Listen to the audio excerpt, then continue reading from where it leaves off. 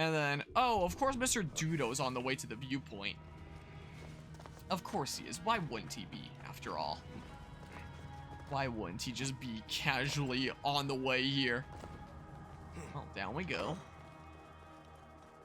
What else is there that's worth mentioning? Throughout the whole stream, I've just had, you know, the machine in the corner there continue to print the, you can't even quite tell from there. Why is the Doogie Cam on here? I guess because it's like the same hotkey thing. It's continuing to print stuff that'll get assembled there into a wind direction sensor for my lab. I can hear it pretty loudly here in real life, but on OBS on the microphone, it doesn't seem like it picks up like the super loud fans that are blaring as it prints that out. You can see a whole bunch of simple dragon Dudos that I printed that are on my, yeah, it is because of the hotkey. On my keyboard there while I was testing out stuff.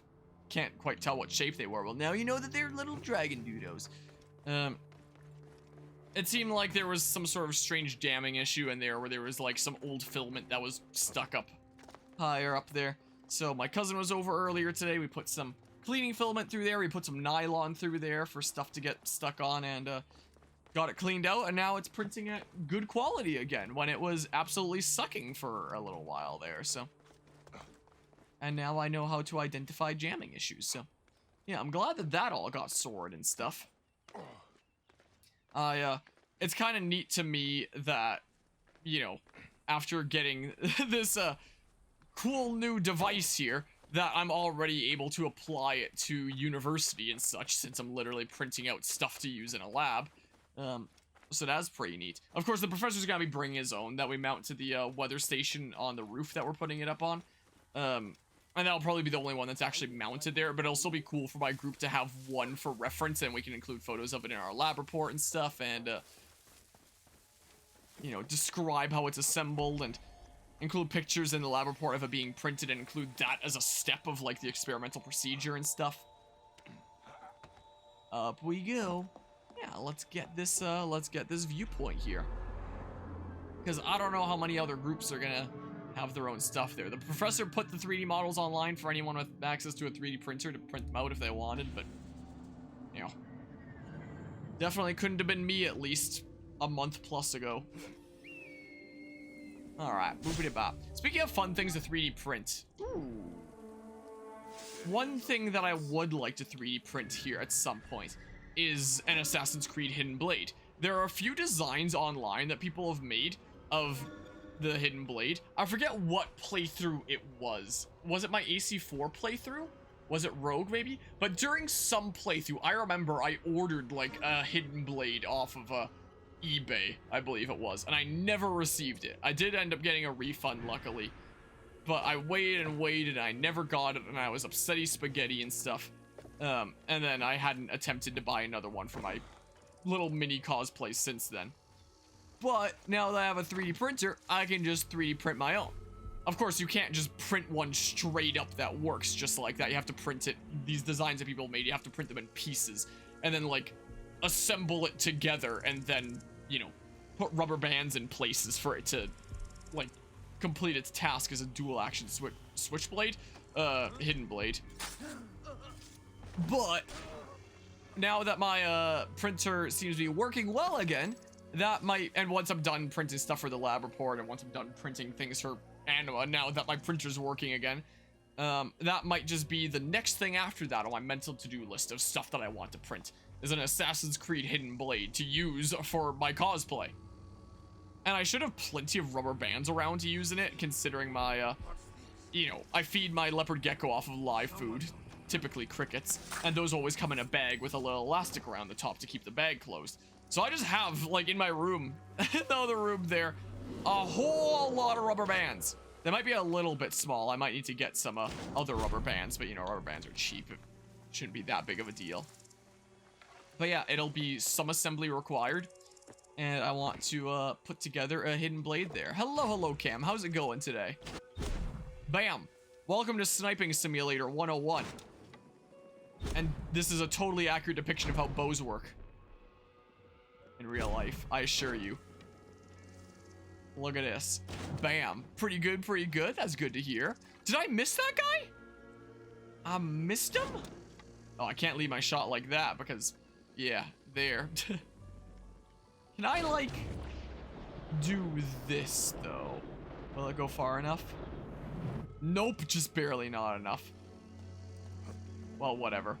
I took out a lot of this camp by sniping from there, so now I can refill my arrows. If it lets me, I'm pressing Y so many times. Do I need to not be crouched? Yes, I need to not be crouched. Weird. And yoink. I will take those 3 doubloons I got from that guy. That one guy I missed is starting to inspect the area looking for me now. Let's yoink. Get a spear I don't care that much about. Maybe I'll just use this bow. Yeah, because I can do that pretty easy peasy. Yeah, sometimes you wonder how accurate a game should be to real life. I think it depends on the experience you want to go for. Oh, there's another guy! It also depends on what we're talking about in terms of realism. Like, in a game like Assassin's Creed, that takes place in all sorts of historical time periods. You know, I feel like historical accuracy would be more important than, like, gameplay accuracy of physics.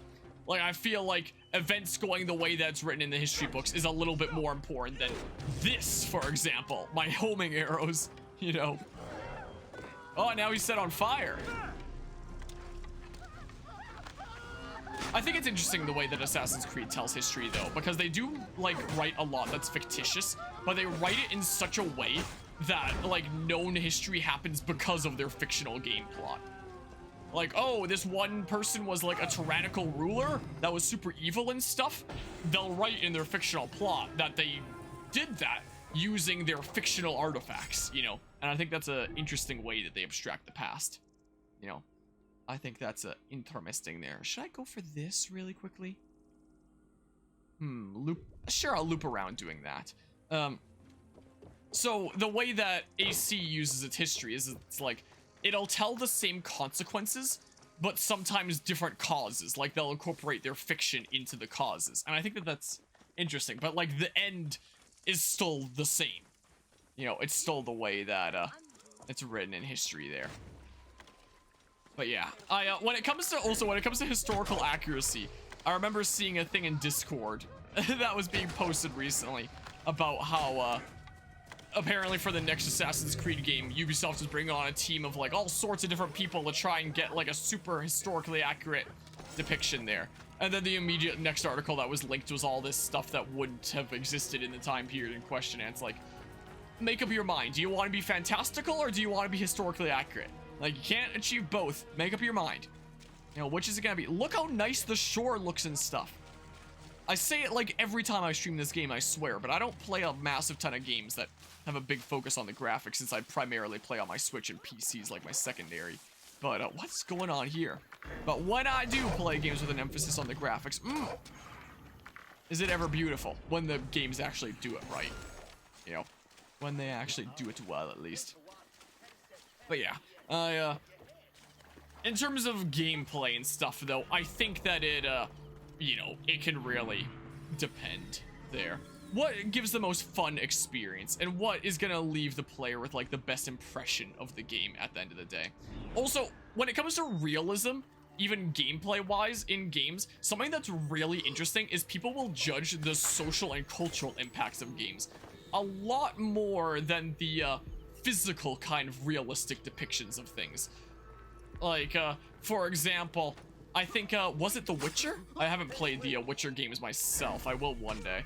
But I believe it was The Witcher 3, where this could be a completely different game, so forgive me if I'm talking out of my ass, but some sort of fantastical game with, like, magic and dragons and mystical creatures and stuff like that set around a medievalish time period, where a lot of players were pissed off being like, there's gay relationships allowed in this? That wasn't happening in the medieval times. One, yes it was, it just wasn't documented all that much. Two, this isn't even a real Middle Ages. You're complaining about the realism in this while there's literal, like, freaking dragons flying around and stuff and you're casting spells? Like, that's all perfectly fine, but being a little bit too gay is apparently problematic. People are weird, man. What is going on here now? What is happening here? Yeah, dragons were very real, of course. Like, I'm sure we all all know that. But I find it really interesting how things with social and cultural impacts, people will judge for realism with a lot more of a lens of scrutiny than like basically anything else within a game. Well, it doesn't even have to be a game per se, just like media in general. Do you guys mind? Could you like not? Gosh dang you. So that's a interesting thing there. Another example when it comes to stuff like that. Gosh dang it. Another example I can list off the top of my head is Xenoblade Chronicles 2. Where a lot of people, the moment that game came out, went to Twitter being pissed as hell, being like, why are the characters' boobs the size of their head? That's not realistic. You're putting unrealistic depictions onto, like, our expectations onto people. And it's like, this is a game about, you know, summoning these immortal people from crystals that serve as blades that are essentially immortal. They're not even humans, and like, this is a world where people can summon weapons from thin air. The whole world is based off of the backs of titans. I don't think trying to be true to like realistic proportions is all that important in a fantasy world. Now, you could always complain about it for other reasons, you know, what I can see there. Like, for example, if it's a super serious cutscene and, you know, that's a detail that the game is focusing on, I might have a little bit of a more difficult time taking that character seriously, you know? And it might be a bit more difficult to have the cutscenes feel as much weight as they otherwise had. That'd be my complaint to things like that. But otherwise, if we're just talking purely about realism, it's like, who cares? It's a fantasy world. If you're trying to set a more serious tone and you want to take these characters more seriously, then yeah, I can see it as potentially a problem. And there were definitely some scenes in that game where I would struggle to take the characters as seriously as I otherwise would. But you know, otherwise, from a realism standpoint, it's a fictional world. Like, who cares? Crafting available, sweet. Yeah, sometimes you have the same issue in your book. It is a novel with supernatural elements. Sometimes you wonder how accurate the physics should be, however accurate as you want them to be. I think people confuse something not being legal with not existing. It is possible that a king enjoyed a homosexual relationship but could get away, others could not. It still depends on the time period, because there was some time periods and like civilizations that didn't really care all that much about it. Like, for example, maybe I'm thinking of ancient Greece, because I remember Assassin's Creed Origins, Odyssey being an example. I remember talking about this in my use of history in video games class. I think we talked a little bit about The Witcher 3, but Assassin's Creed Odyssey, I remember, was another one, where people were like, oh, something that I know because of my history in games class, that, you know, I'll be going into Odyssey already knowing, a little bit of spoilers there, is apparently there are romance options in that game, and there are same-sex relationships, and a lot of players apparently got really mad about that in AC Odyssey, being like, what? There weren't same-sex relationships in ancient Greece. Yes, there was. There actually was, in fact. But it wasn't so much focused, like, sexual relationships back then weren't so much focused, and I shouldn't just say back then and in that society, weren't so focused on male and female. It was more so focused on the one penetrating and the one being penetrated is more so the aspects that they cared about in that society was the case. They didn't care as much about, like, the idea of same-sex relations as, you know, maybe some other time periods and other civilizations. Also, what can I craft right now? Melee damage or hidden blade damage? Oh, for the sake of the bosses and stuff like that, if there's any more crazy bosses here, I was about to upgrade my hidden blade. But if there's any more crazy bosses later on in this, it'd probably be more important to do that, you know? But yeah, I think it's interesting that, you know, a lot of people don't really care all that much about realism in depictions, like, you know, the physics of the world and stuff. Like, I can jump off a crazy high building into a haystack and be perfectly fine, and also always hit the haystack, like, with perfect accuracy. But whenever anything has, like, social and cultural arguments, that's when people get a little bit more, on edge. I find that interesting, you know?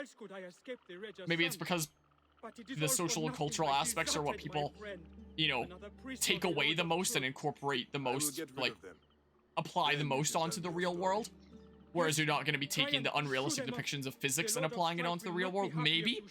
I don't know. I don't know why people scrutinize the social and cultural parts most closely. Idle hands. Should I do it? I can loop back to that thing now. Oh, but I can also loop down here and, like, get that viewpoint and then fast travel up. I think I'm gonna do that. But yeah, it's interesting though. Wee-oh. Ow, right onto the rocks, but it's fine, I lived. That would have been like a pretty fatal injury to pretty much anyone else if it weren't a video game here. Or at least a serious injury, you know? But, you know, the realism of that doesn't matter all that much. I'm not gonna be taking this knowledge that I could jump off that in a video game and live. Oh, thank you, game, for spawning this for me. I'm not gonna be taking that knowledge and jumping off a building in real life expecting to live. Yoink, I'll take the free hard leather. I don't know what killed that crocodile, but thanks. I will gladly take it. I slide her smoothly into port. Okay, I just bounced off it that time. Speaking about that thing I just referenced, I think it would be fun to play Lego City Undercover on the channel one day. Do it as like a co-op playthrough with somebody. But I can't really consider much in the way of adding anything new anytime soon, I don't think, apart from the stuff that's already scheduled. But one day, I think it'd be fun. Yoink. Thanks for that carbon crystal. Bye. See ya, Vulture's Camp. Yeah, let's go do this now. So over there. Actually been playing that with a friend recently, Lego City Undercover. I got it, like, when it first came out on the Wii U. Its original platform there. Which had horrendous load times.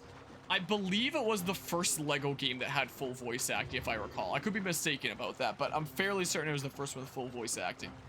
And, you know, with Lego humor, at first I was worried that maybe it wouldn't be all that funny. It'd just be, like, pretty typical, you know, dad jokes kind of thing. It was actually super funny. That game would consistently get a laugh out of me. Like, the jokes that it would make were consistently so dumb that they were so good. Like, dad jokes times 3,000.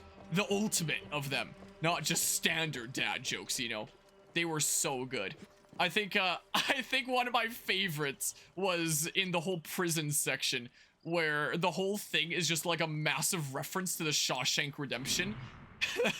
Like every single mission that you do in there, there's constant references to the Shawshank Redemption all throughout it. But my favorite part about it was the guy that was voiced by like the Morgan Freeman impersonator. That in Shawshank, I believe his nickname was Red. So in Lego City Undercover, his nickname was Blue. Was the case instead there. And then yeah, and then right before the cutscene ends, the one guy comes up to him being like, "Hey, are you free, man?" And he's like, "Don't mention his name. His lawyers might be listening." No. It's so good. It's so silly. I love that game. I haven't actually played a Lego game since then. I have heard good things about things like the Skywalker Saga that came out recently. I know that there has been a lot of other Lego games that have come out since then, but Lego City Undercover was the last Lego game that I played. I haven't actually played any other ones since then. Time to die!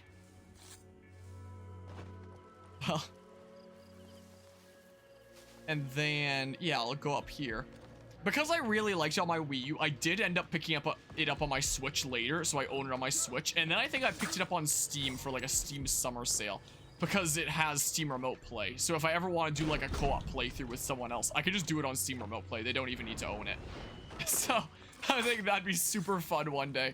Oh man, it's just such a silly, stupid, fun game. Another one of my favorite parts, and something that I reference from time to time on this channel, is whenever something has to do with spoilers, I'll oftentimes say Mikey spoilers, which is a reference to that game as well. In fact, on my Fire Emblem Engage spreadsheet, one of the emblems is kind of a spoiler. Maybe I shouldn't go for that quite yet.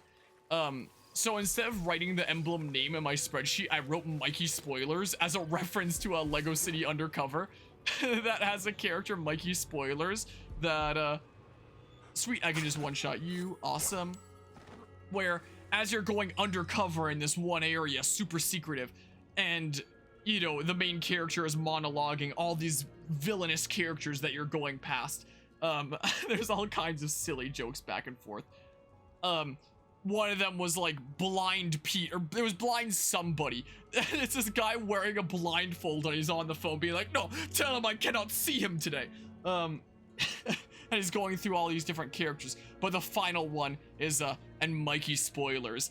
And the guy comes up to you and goes, check it out. When you get to the space center, you can knock a planet down from the ceiling to get a secret item. Shh. And then he, you know, urges you on into the room where the main story cutscene happens. And later on in the story does eventually bring you to a space center. And would you know it, if you knock a planet down from the ceiling, you get a secret item. It's so silly. I love that game. But yeah, the most often that you'll see me referencing Lego City on this undercover on this channel is when I say Mikey spoilers, and it's in reference to him. So yeah, you can get a secret item by knocking a planet down from the ceiling, which this random guy just tells you in the middle of the cutscene because he's Mikey spoilers. That's what he does. It's so funny. In terms of abilities, your story uses 7 main elemental powers. Turns out you made the earth element kind of overpower the other elements kind of overlap, like electricity and light. Well, just make them even stronger later down the line. Give it a weird power creep or something. No, I don't know. I don't know. Can do whatever you want to do. Let's synchronize. But yeah, I adore that game. In terms of comedy, that's one of my favorite games. In terms of comedy, my favorite games are probably Lego City Undercover, the Deadpool video game. I haven't even played it myself. I've just watched playthroughs of it, and it's just really funny. What other ones? Also, should I trek a little bit into this area just to map it out a little bit? I mean, RA marks the main question marks and stuff. I can just travel back and wrap up this quest really quickly. But yeah. Honestly, people, why can't I fast travel here? Oh, because I was selecting the wrong thing. Honestly, people could stop assassins if they stop making posts hanging off of towers. Yeah, or if they, you know, stop putting hay all over the place. You know, the last DLC of this game actually kind of canonized the hay and why it's all over the place by talking about how there was one line in the first DLC that said that the assassins were working at striking a deal with farmers to put hay at like strategic points all over the place, so they cannot canonicize the fact that there's hay all over the place with it being like a thing that helps the assassins. So I think that's pretty funny. Yeah, what's the deal with hay bales? Yeah, apparently that's what the deal is. Back in one piece, huh? Yep. Made those So, dogs answer to apparently it's canon. Farmers and assassins struck a deal to put hay all over the place, which I think is really funny. Thank you. Any more was too much to hope for. I think that's rather silly there. The amulet. No. It was for him to aid his passage in the Duat. Keep it. Perhaps it can protect you. Oh, thanks. The way of hearts will not punish him for the crimes of others, Raya. We will see him again in the eternal fields, my wife. This gives me comfort. Emhotep, Baek. Quest completed, burnt offerings. Nice. Yeah, getting experience bit by bit. This is probably one last afterlife here, I would imagine. Look at all the things I have 100% around here. What the heck is this? Faithless one. Oh, you're at the max level there. I wish I could see like the level estimate there. Like, can I take it at this point? Should I trek a little bit onto the unknown? Here, let's map things out. I need the experience and stuff, so let's keep trekking around. But yeah, be like Ezio, support local businesses. Yeah, I'm sure they strike a deal with the farmers that's mutually beneficial there. They invest in local businesses there. Like, I'm sure the assassins are great for the economy. Maybe apart from all the murderizing they do, but otherwise they're probably pretty great for the economy, I would imagine, right? But yeah. And then it became the strongest layer down the line. Sometimes it be like that. Sleeper powerful thing.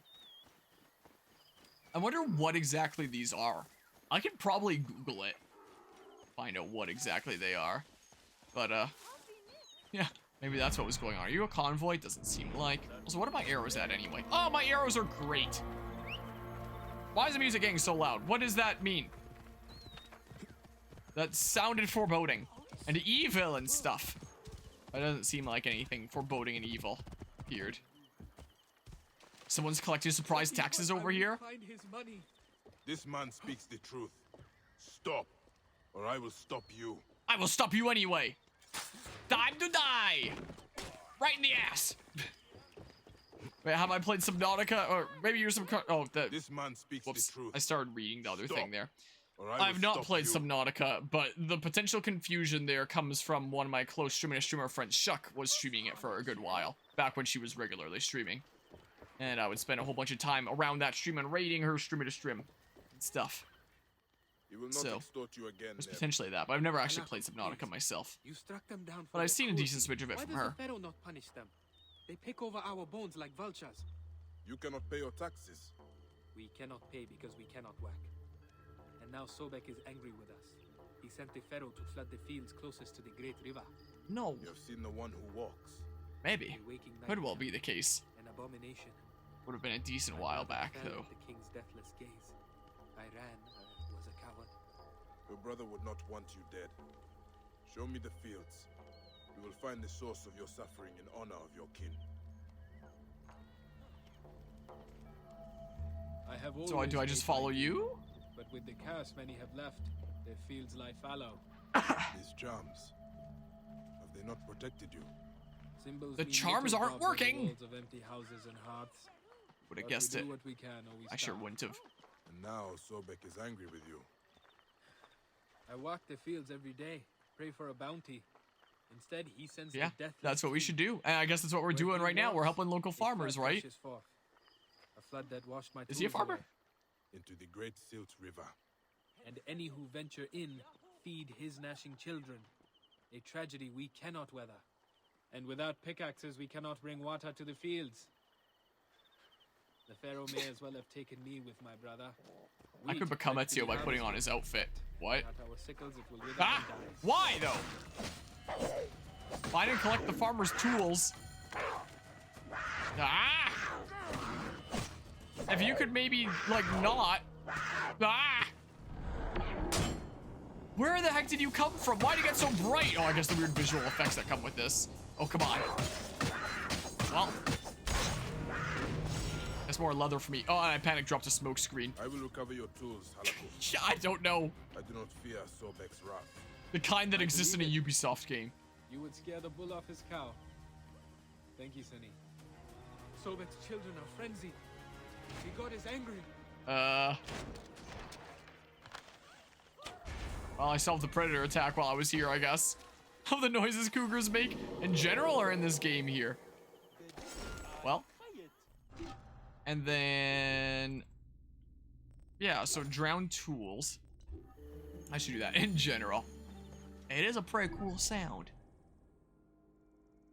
If I trek into the uncharted territory just to get it mapped out, I might run into that mean guy. I'm gonna try it anyway. So if I just run... okay, maybe not quite this way. Are you coming? Okay, my horse has no interest. I'm gonna just go towards him. Like this. I'll be able to get that new map segment. And get a better idea of what's going on over there and stuff. Yeah, just keep going this way. And then I'll loop back in, I think. My horse gonna come now? Maybe? Nope. Getting farther from my horse. Yeah, I don't really want to fight this guy, but I've got to trek into this area to map out the thing. So, my horse could show up, that'd be great. How far in do I need to trek? I'm just gonna ignore the level 53. I'm absolutely ignoring that. I need to trek oh, no, apparently I mapped it out successfully.